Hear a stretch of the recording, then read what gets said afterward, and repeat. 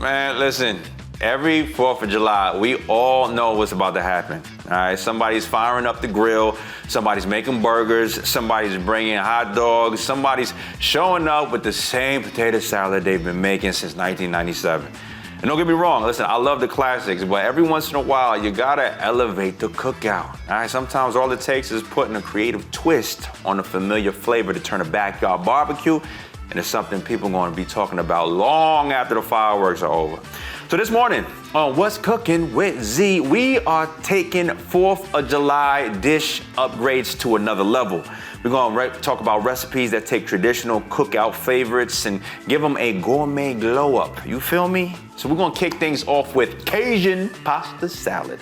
Because this is what happens when a traditional cookout side dish gets a little southern swag, all right? Most pasta salads are creamy and refreshing, but they can sometimes play it a little safe. Now, Cajun pasta salad, it flips the script. So it starts with perfectly cooked rotini or cavapati pasta because those twists are perfect for holding on to every bit of that creamy Cajun dressing.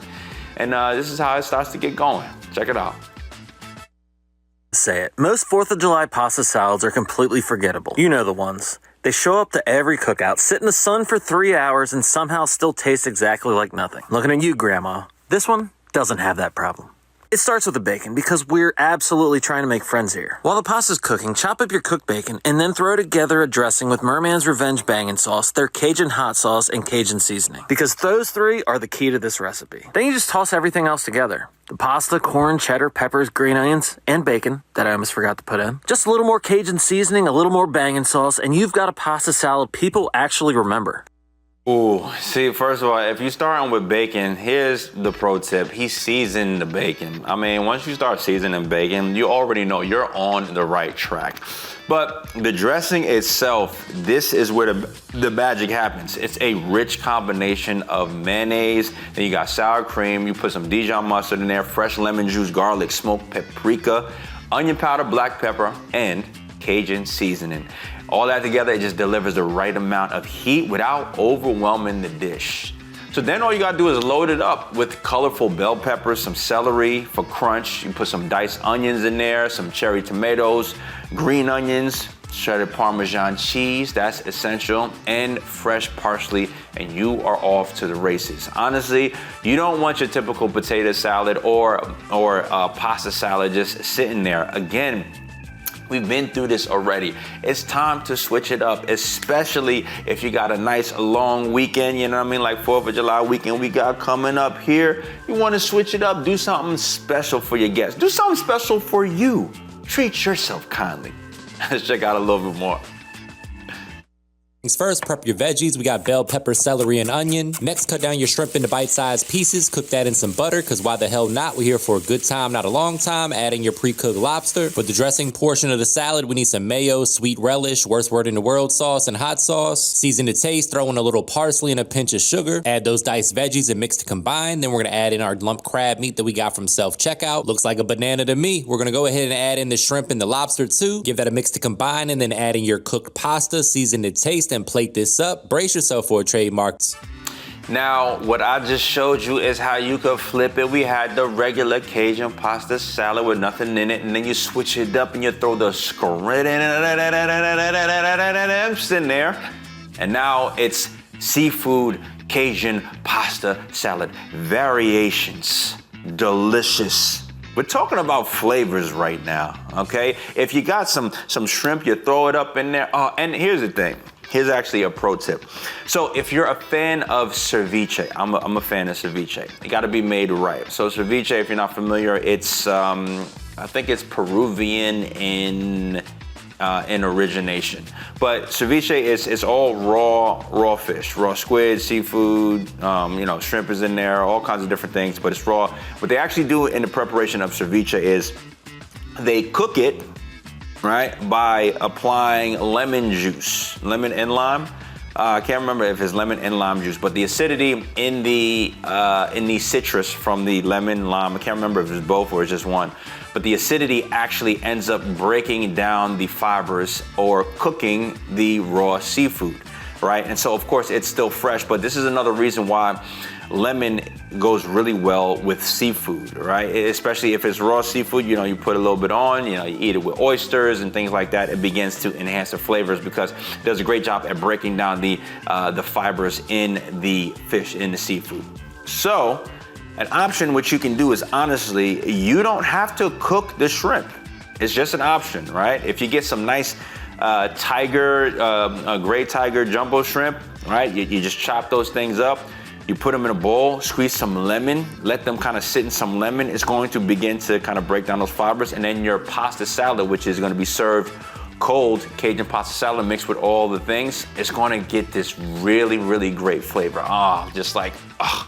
Absolutely amazing. My mouth is watering, seriously, right now. But again, you know, here's where you take it to another level, right? You fold in the blackened shrimp that we just saw. You can also use chicken or sliced andouille sausage. And then suddenly, what was once just another side dish, it becomes something hearty enough to just stand on its own. Every bite, it gives you this creamy, smoky, spicy, crunchy, and fresh feel all at once. It's bold, it's colorful, and guaranteed to be one of the first bowls emptied at the cookout. You feel what I'm saying? Now, we saw two great options. What I've also come across is people doing random things that I do not agree with. Here's one of them.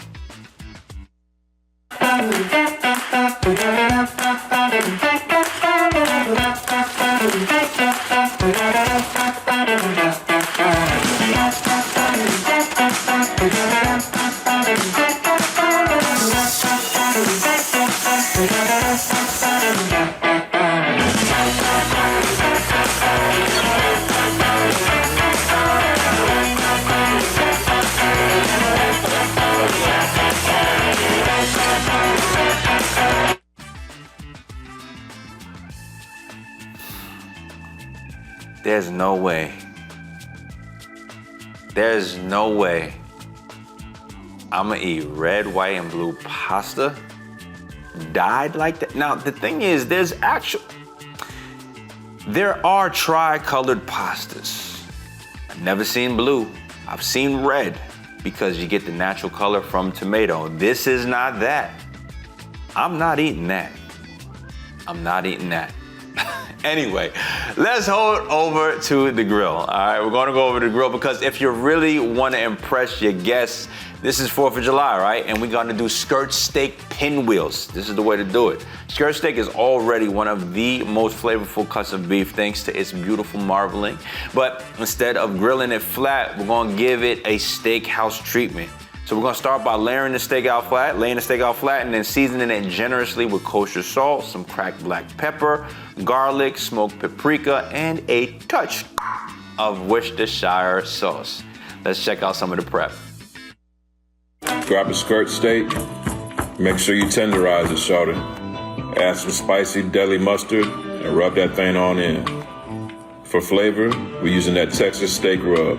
Get it from UncleDibs.com or just Google Uncle Dibs. After you season, add some onion, spinach, and then your favorite cheese. I'm using that Monterey Jack. Now here comes the fun part. Roll that thing up tight, just like a burrito. Make sure you season the outside of the steak. Grab some wooden skewers and place them about 1.5 inches apart. Slice up your pinwheel, it should look something like this. Now, this is fantastic. Couple things on my end. For me personally, when I'm making skirt steak, the skirt steak is so fantastic. It's such a great cut, in my opinion, because of the marbling and the way it cooks. The only thing you need is salt and pepper. I'm just being honest with you. He was going a little overboard with the seasoning, in my opinion. It's not even gonna taste like steak. It's gonna taste like whatever the seasoning is. Especially when you have a pinwheel where you're layering other things in between, right? You got your cheese, which is gonna add a completely different dynamic. And you want all of those flavors to be able to speak for themselves. In my opinion, a cheese that I would prefer to use, especially when you're talking about rolling together a pinwheel of, it's a fairly nice cut of steak. I mean, it's not crazy. We're not talking about a ribeye or filet mignon or anything like that. But honestly, a skirt steak is a very delicious cut. It's very hard to mess up. And so what I would do is I would actually go a little bit elevated when it comes to the cheese. He used a Monterey Jack.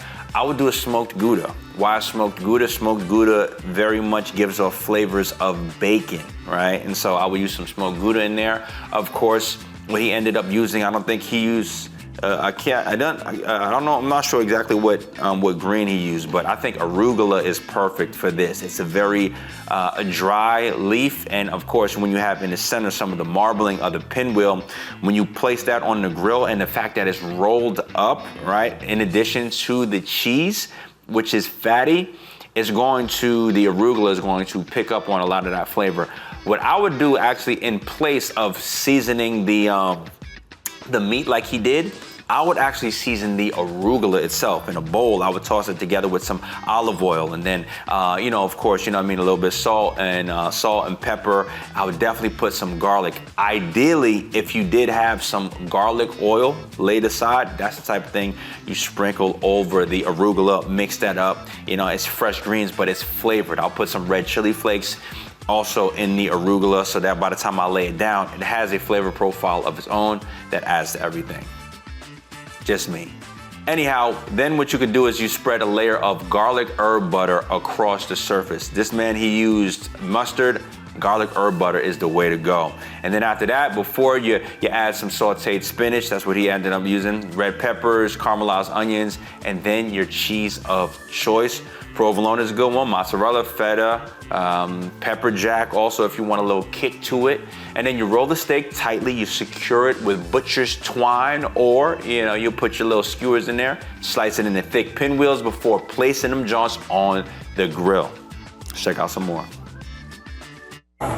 We're gonna grill these directly over the flame, about 10 minutes on each side.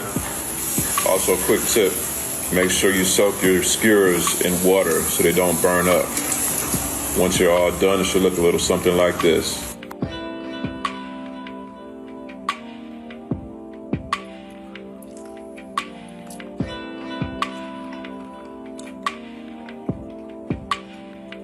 That's good, shorty. That is some good stuff. I mean, grilling those things up, they look great. Now, listen, as the skewers cook, the outside, it develops this beautiful char, and while the cheese, it just melts into the vegetables and the garlic butter that I suggest you use, and it just infuses into every bite of the meat. Now, once you slice into these things, you're greeted with gorgeous spirals of steak wrapped around layers of melted cheese and colorful vegetables, and they look like something you would actually order at an upscale steakhouse, but no. They're surprisingly just simple to make. You finish them off with a drizzle of fresh chimichurri. That'll kick it up another notch, or some garlic butter if you got it. And you got a dish that's every bit as impressive visually as it is delicious. Feel it.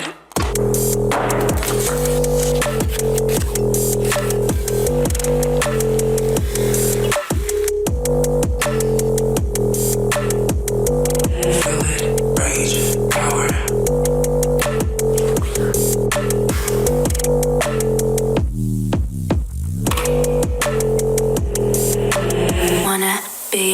Wanna feel it.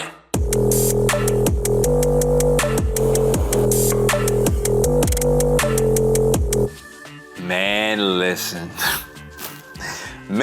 listen. So listen now, look, if you're looking to completely surprise your guests, let me introduce you to salmon Wellington. All right, now this right here, this is one of them dishes that instantly elevates your cookout. All right, because listen, nobody expects to see it sitting next to the burgers and the hot dogs. So it starts off with a beautiful center cut salmon fillet that's actually lightly seasoned with salt, pepper, a little bit of lemon zest. We spoke about the lemon, and fresh dill. Check it out. In Wellington.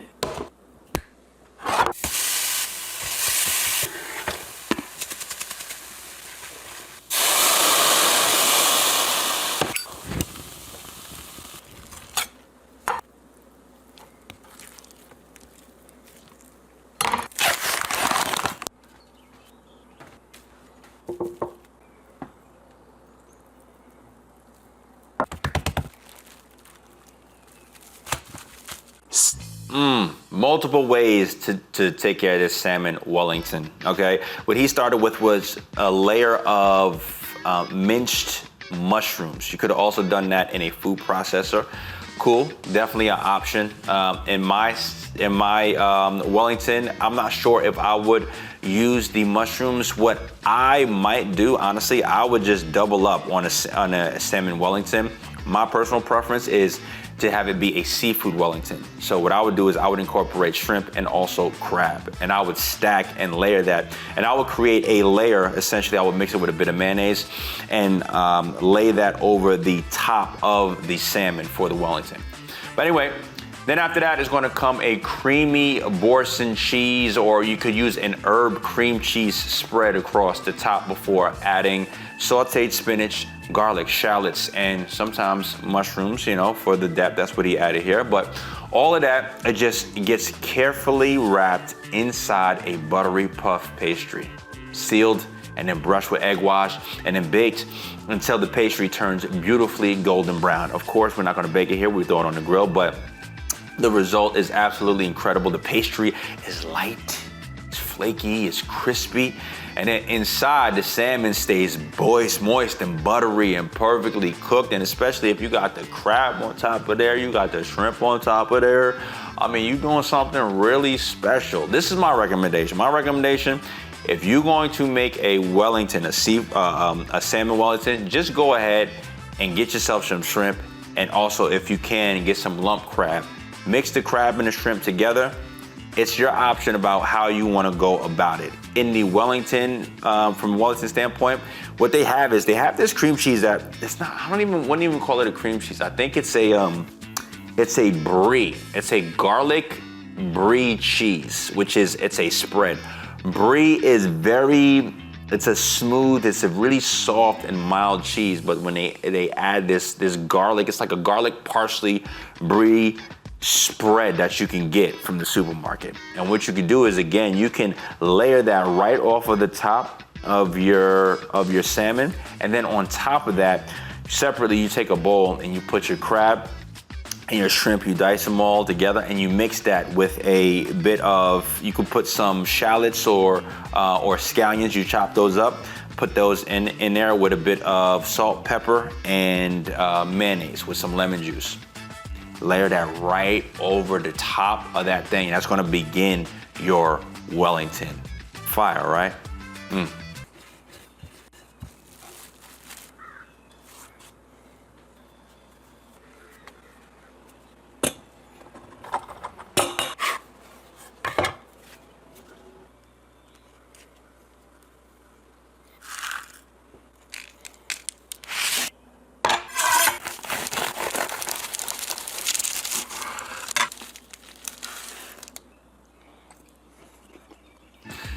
Now, looks pretty good.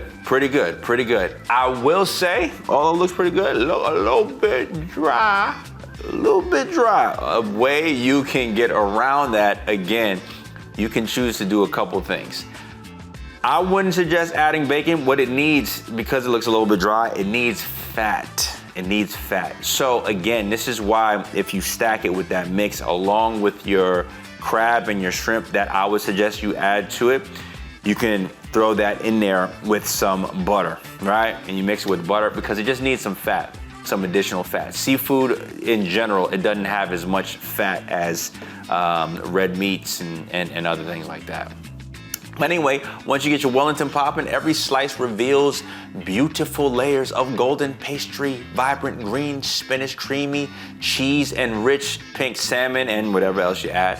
And so you add a squeeze of fresh lemon, light dill cream sauce on top of that, and then suddenly you got a dish that feels elegant enough for a holiday dinner, but it's approachable enough just for a backyard gathering. It's sophisticated without being pretentious, all right? It's a fantastic dish, a fantastic option for guests who may want to be looking for something a little bit different, right? Something lighter than your traditional barbecue.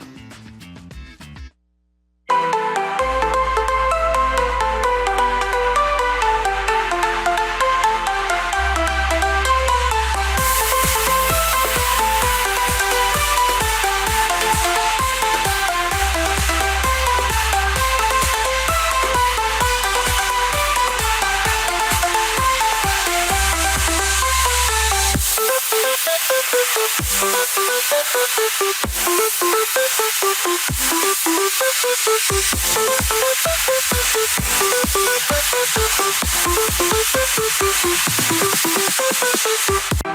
Lobster Wellington. I mean, come on now. Listen, ain't playing no games around town. A lobster Wellington is absolutely fire.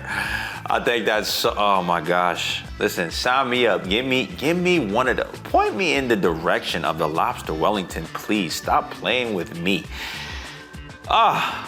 Oh my, sorry.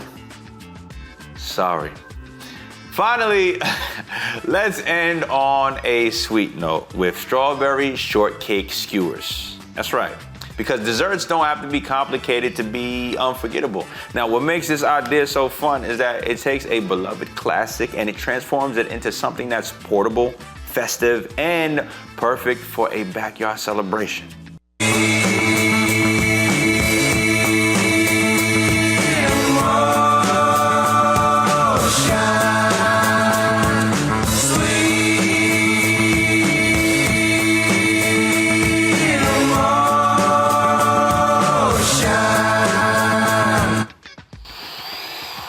Okay, now this right here, fantastic. Now what I would do as a change is, so they drizzled it with chocolate sauce over the top.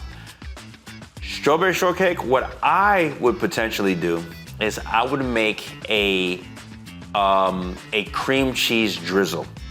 Now I feel like you drizzle that over the top of that thing,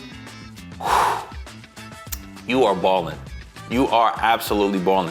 But I mean, honestly, throwing things, dessert items or sweeter items on the grill, you can't go wrong. Very frequently, you can do that with one of the greatest things to throw on the grill that always comes out delicious. It brings out the flavor times 1,000, is pineapple. You grill pineapple, you put it on something, you will find something. Here it is. One of the greatest tacos that I've ever had, it was al pastor and using grilled pineapple. But fresh, hot grilled pineapple, they threw it in the taco. It is just, it only makes sense. I gotta stop because I'm just salivating. I'm going crazy right now. Anyway, for this, you're gonna start by cutting cubes of buttery pound cake or angel food cake into bite-sized pieces. Then you're gonna alternate those cubes with fresh, juicy strawberries and blueberries, if you choose, on wooden skewers. And then you're gonna create a patriotic red, white, and blue color palettes. But just before serving, you're gonna lightly brush the cake with melted butter. You're gonna place the skewers on the grill for about a minute per side. And then you are rocking and rolling, my friend.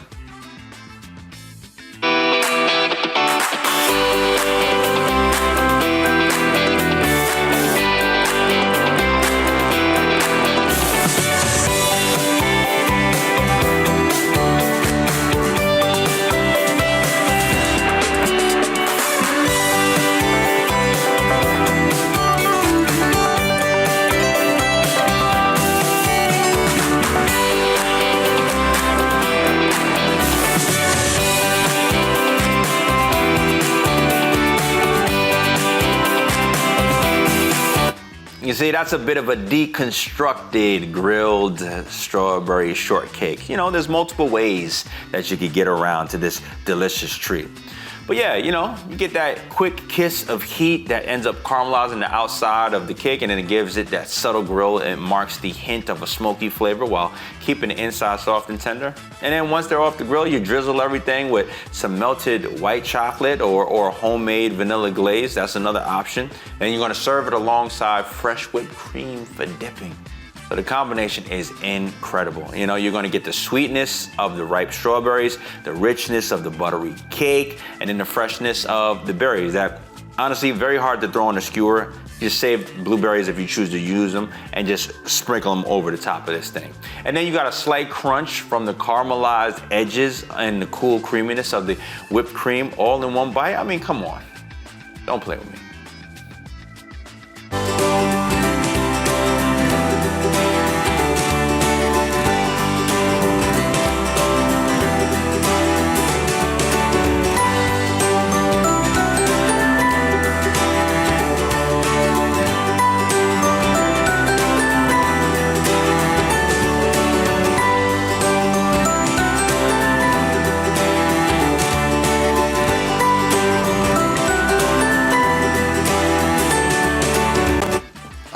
you know that's epic.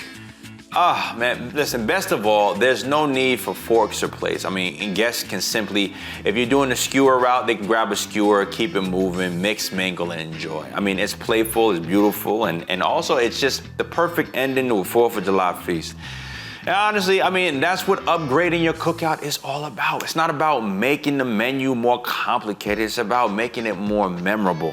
These dishes, they take familiar ingredients and then they give them a fresh perspective. They add color and creativity and just enough wow factor to make your guests stop, smile, and say, okay, wait a minute, who made that? All right, so that's what we want from the reactions of all your guests when you bust out these amazing recipes. So you know how we do here on What's Cooking with Z. We keep it going down the left, the right, straight down to Flavor Town. We got you equipped. See you guys next time.